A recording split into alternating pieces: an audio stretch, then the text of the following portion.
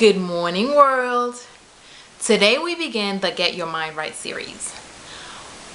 As you know, it's the beginning of the year, and a lot of people are setting goals or having New Year's resolutions or whatever words that they're calling them, but everyone is promoting this perfect time to get started, perfect time to make the change, and many of us are taking this opportunity to try to make changes in our lives. But one of the things that happens is that a lot of times we buy into the excitement of it's a new year, fresh start, time to make a change, that we are going simply based on that excitement, which of course you know that within a couple weeks the excitement is going to die down. We've already put Christmas behind us, forgotten about New Year's, and moved on to Valentine's Day, and next week I believe we start celebrating Easter. I'm not sure how the process works, but you get the picture. The excitement dies down, your motivation often dies down too. But if you are mentally prepared for this, if you know and are ready to take on your goal, even when the outside excitement dies down, you should still be motivated enough. Knowing what your goal is, you should still have that enthusiasm about it. So that's why we need to first get our mind right. The first part of this process is going to be to pick the right goal for you. If you check up here, click on the videos, I've posted a few things in the past about setting goals and deciding how to take a goal that is right for you. So today your assignment is first decide on a clear goal, something that you really want to do. Pick your goal, and then you're going to next start looking at your history with this goal.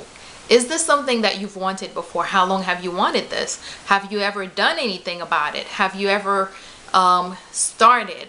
If you started, why didn't you complete it? If you completed it, why didn't it stick? Things like that. We're going to look at our history with the goal that you're picking. So look at the videos, find the goal that is right for you, find the goals that you want, and then we're going to look at the history. And of course, don't forget, you have to make sure that the goal is not something that someone else wants for you, but something that you want for yourself. Because it's so much easier to work on what you want than to work on what someone else wants. Because you know what? If you want that for me, how about you go get it for me? We may not say it, but eventually when things start getting hard, that's kind of how we start feeling. That's kind of how we start acting even.